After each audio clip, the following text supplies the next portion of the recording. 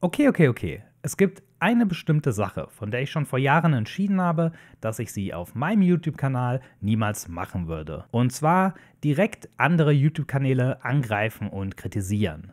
Weil ich kein Interesse an YouTube-Drama habe und weil ich allgemein der Ansicht bin, dass dieses YouTube-interne Rumgekeife in Form von Reaktionsvideos in den meisten Fällen ziemlich wenig Mehrwert hat. Es gibt aber eine Menge Kanäle, die ich durchaus kritisieren wollen würde. Und dann, das wäre doch schon ein legitimes Schlupfloch für meine Prinzipien, wenn es um Kanäle ginge, mit denen praktisch kaum noch ein Mensch etwas zu tun hat, oder?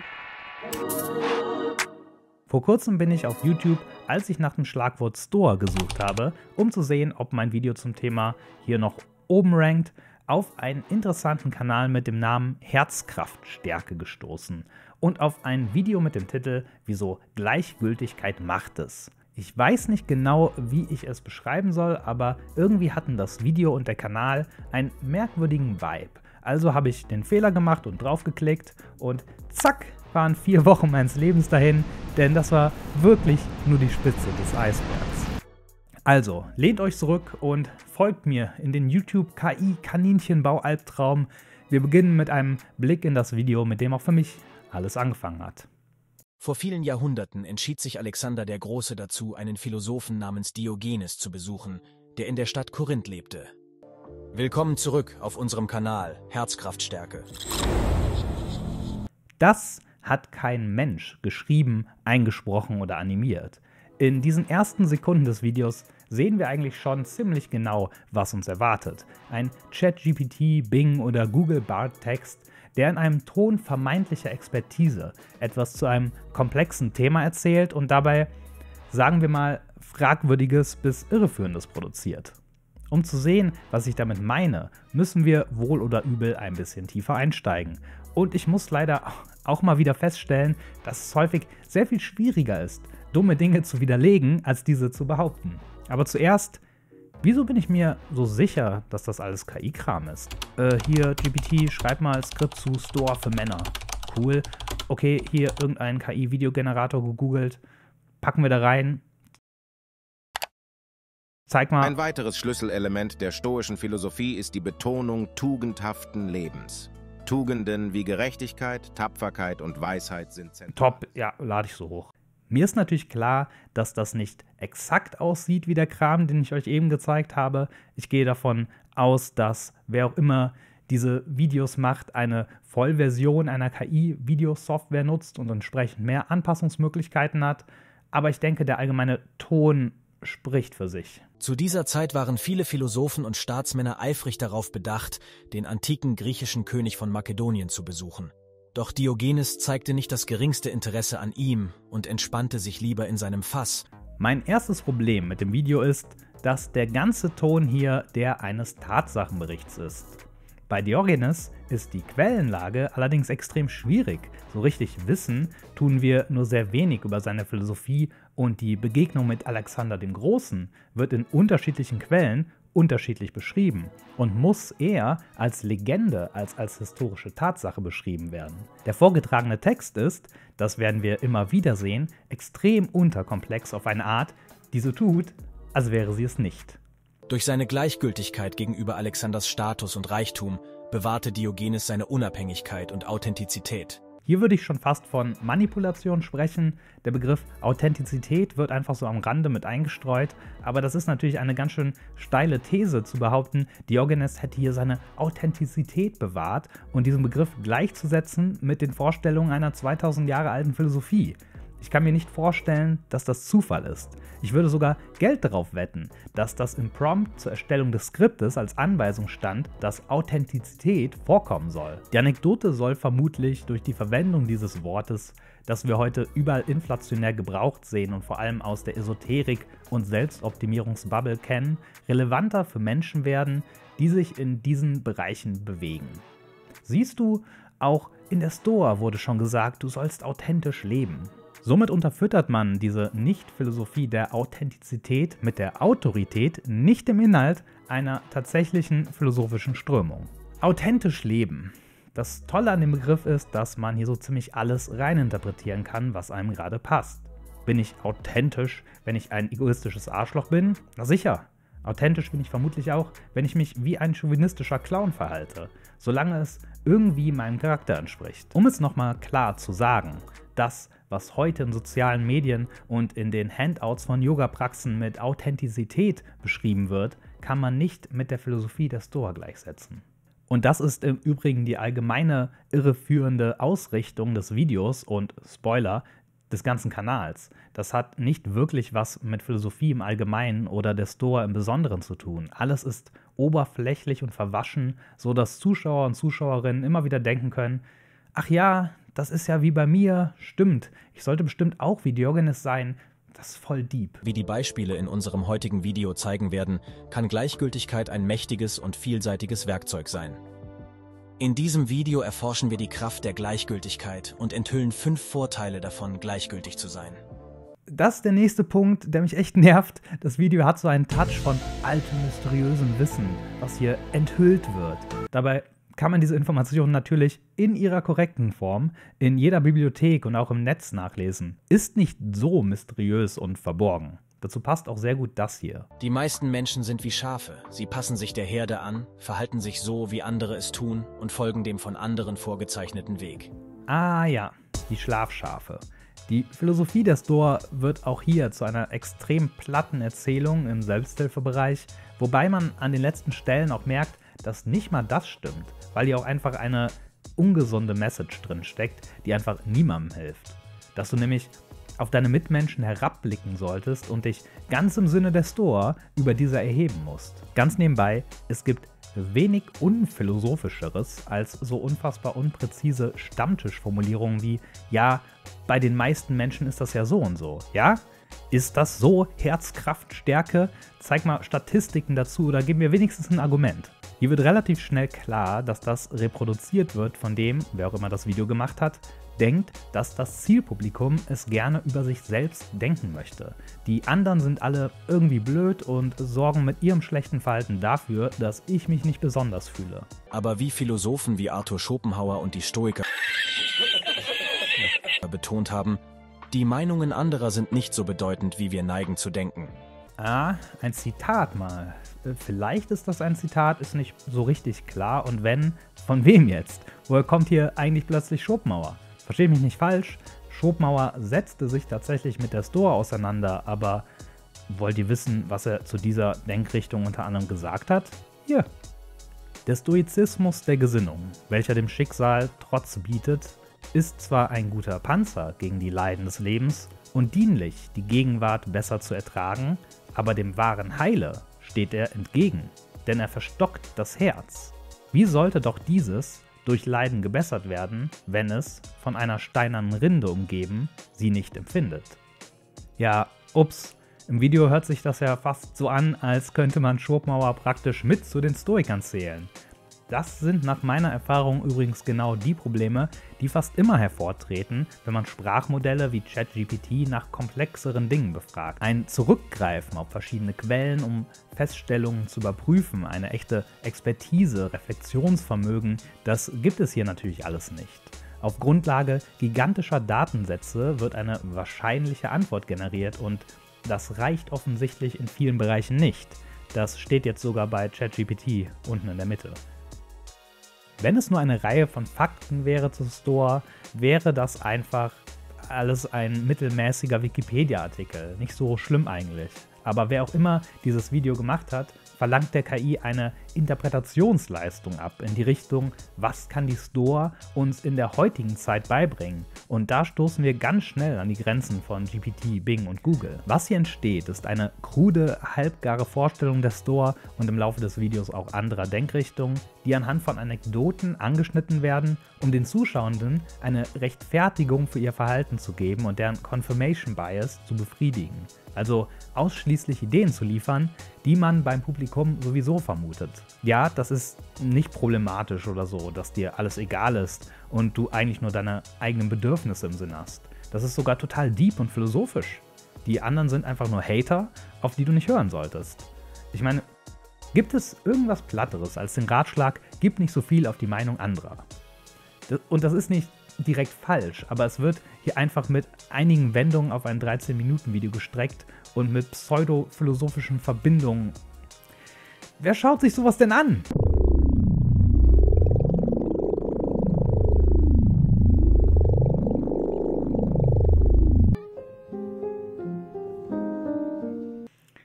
Okay, ich glaube, wir brechen hier mal ab. Im Endeffekt beschränkt sich die Message des Videos auf: Gib nichts darauf, was andere von dir denken. Und um das Ganze irgendwie klüger erscheinen zu lassen als die Plattitüde, die es ist, wird es ein bisschen mit der Store vermischt. Ich meine, na gut, dann gibt es halt diese schlechten KI-Videos auf diesem Kanal. Es gibt viele schlechte Videos auf YouTube. Ich verstehe gerade gar nicht mehr, wieso ich dazu unbedingt ein Video machen wollte.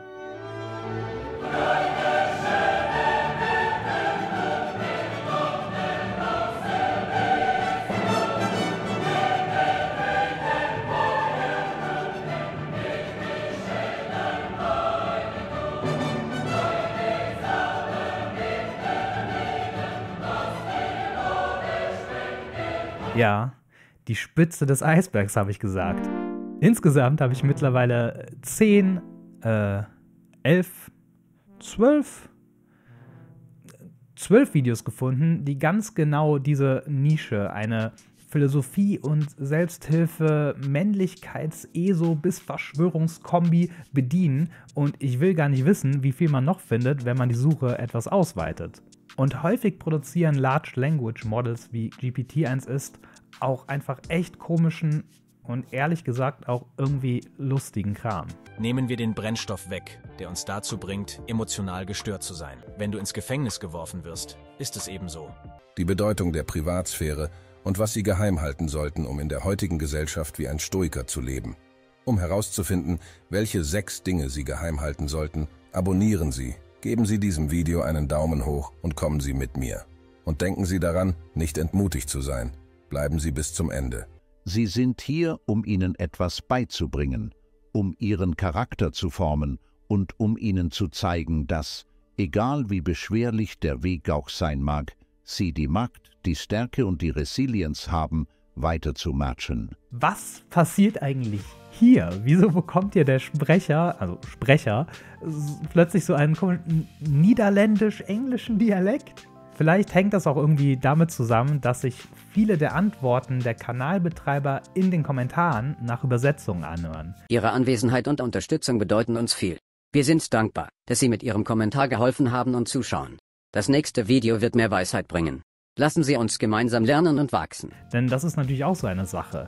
Diese Inhalte kann eine Person zum Beispiel in den USA durch KI übersetzen lassen und in allen Sprachräumen raushauen. Dafür, dass das tatsächlich so passiert, spricht teils auch die merkwürdige Grammatik der Videotitel und Thumbnails. Und ja, ich habe zwar nach meiner bescheidenen Meinung genug gelitten, aber ich habe nachgesehen. Diese Kanäle gibt es auch auf Spanisch, Italienisch, Polnisch. Wenn ihr übrigens auch schon Erfahrungen mit komplett KI-generierten Inhalten auf YouTube gemacht habt, hinterlasst es mir gern in den Kommentaren. Ich würde echt gern wissen, wie groß dieses Phänomen tatsächlich schon ist. Eines der vermutlich größten Probleme an diesen Videos ist der kleine, insignifikante Punkt, dass man, wie bei dem Schopenhauer-Zitat gesehen, die Philosophie der Store selbstverständlich auch kritisieren kann. Bei diesen Videos geht es aber nicht um Verstehen. Es geht, wie schon angedeutet, um die Anbiederung an Perspektiven, die potenzielle Zuschauer sowieso in der einen oder anderen Form haben, darum, diese zu bestätigen, und so wird die Store hier einfach als bestärkendes Autoritätsargument herangezogen. Schon vor über 2000 Jahren haben die Stoiker gesagt. Sagt natürlich erstmal gar nichts über die Nützlichkeit oder den Wahrheitsgehalt dieses Denkens aus. Ich werde hier jetzt keine Kritik an der Stoa anstreben, es geht mir darum, dass die eigentlichen Argumente dieser Videos dafür, sich überhaupt am stoischen Denken zu orientieren, extrem dünn bis gar nicht vorhanden sind. Und dass die Stoa hier nur als Autoritätsargument herangezogen wird, sieht man auch daran, dass unabhängig vom Thema der Inhalt der Videos immer sehr ähnlich ist. Die Stoa sagt, lebe nach deiner Natur und kümmere dich nicht um Dinge, an denen du nichts ändern kannst. Wenn du diese Philosophie verinnerlichst, kannst du deine wahre Männlichkeit leben, kannst du besonders resilient werden, kannst du besser mit Narzissten umgehen, kannst du erfolgreicher werden, kannst du gut Frauen aufreißen, kannst du Suchterkrankungen überwinden und so weiter. Ich kann mich nicht so richtig entscheiden, was ich davon am problematischsten finde. Hier wird eine Philosophie, die eine große geistesgeschichtliche Relevanz hat und an vielen Stellen auch kritikwürdig ist und von späteren Strömungen kritisiert wurde, die auch von unterschiedlichen Denkern der Zeit unterschiedlich interpretiert wurde, ohne jeden echten Bildungsanspruch heruntergebrochen auf Weisheiten, die ihr so auch in jedem billigen Lebensratgeber findet. Was übrigens auch sehr selten erwähnt wird in diesen Videos, ist, dass in der Stoa, angefangen mit ihrem Gründer Zenon von Krithon, angelegte kosmopolitische Denken und Weltbürgertum. Die Philosophieprofessorin Katja Maria Vogt fasst die Gedanken der Stoa diesbezüglich so zusammen. Alle Menschen stehen de facto miteinander und mit dem Kosmos als Ganzem in Verbindung und tragen Verantwortung für die Welt. Marcus Aurelius schreibt in seinen Selbstbetrachtungen: Tu deine Arbeit, aber nicht wie eine seelenlose Maschine oder wie einer, der bemitleidet oder bewundert werden will, sondern wolle nur das eine: dich betätigen und halten, wie es die Rücksicht auf die menschliche Gemeinschaft verlangt. Das passt aber alles natürlich nicht so gut zum Streben nach Erfolg und Macht, das in diesen Videos immer wieder auftaucht. Ich fasse das hier nochmal in einem krassen Take zusammen. Die Stoa wurde nicht als Werkzeug erdacht, um sich in der Businesswelt und im Dating-Game durchzuboxen. Es stellt sich natürlich die Frage, wieso hier überall gerade so viel auf der Stoa herumgeritten wird. Und naja, die Sache ist, die grundlegenden Gedanken der Stoa sind tatsächlich nicht mega komplex. Man kann die eben mit ein bisschen Vorstellungskraft und, wenn man bereit ist, verschiedene Perspektiven dieser Denkrichtung außer Acht zu lassen, wenn es einem gerade passt, auf so ziemlich alles anwenden. Deswegen ist diese Philosophie so ein dankbares, ich sage mal, Opfer für diese Kanäle. Mit Hegels Phänomenologie des Geistes wäre das Ganze vermutlich nicht so leicht machbar. Die Inhalte dieser Kanäle kratzen, wie ihr eben gesehen habt, auch immer wieder an echt skurrilen Bereichen, vom Business-Coaching über Pickup-Artists bis zu Verschwörungsmythen. Das Thema der Videos ist halt wirklich egal. Und umso länger man sich das Ganze ansieht, desto klarer wird, womit wir es hier zu tun haben. SEO, Keyword und Content-Spamming in Form von YouTube-Videos. Einer unheiligen Kombination, die die Menschheit so nie erleben sollte und die uns zeigt, was in den dunkelsten Höhlen der Unterwelt auf uns wartet. Wisst ihr eigentlich, was noch wie die dunkelsten Höhlen der Unterwelt ist? Das Leben als kleiner Creator auf YouTube. Der Algorithmus hat nämlich irgendwie häufig einfach gar keinen Bock, dass man uns findet. Wäre also voll nett, wenn ihr dem Video einen Like gibt und es teilt. Danke und Entschuldigung. Was finden wir eigentlich noch so bei meinem neuen Lieblingskanal Herzkraftstärke? Oh, okay. 170.000 Aufrufe, ja? Muss ja gut sein. Heute sprechen wir über 5 Dinge, die du sofort aus deinem Haus entfernen solltest, da sie Armut und Stillstand anziehen. Nein, okay. Stopp. Ich kann das einfach nicht. Ich widerspreche auch gar nicht mehr. Bringt mal eure kaputten Dinge weg oder lasst sie reparieren und so. Das ist ein guter Tipp. Meine Theorie ist folgende. Wer auch immer diese Videos macht, sucht zum Beispiel mit dem Google Keyword Planner nach häufig gesuchten Begriffen und lässt KI dazu Inhalte en masse produzieren.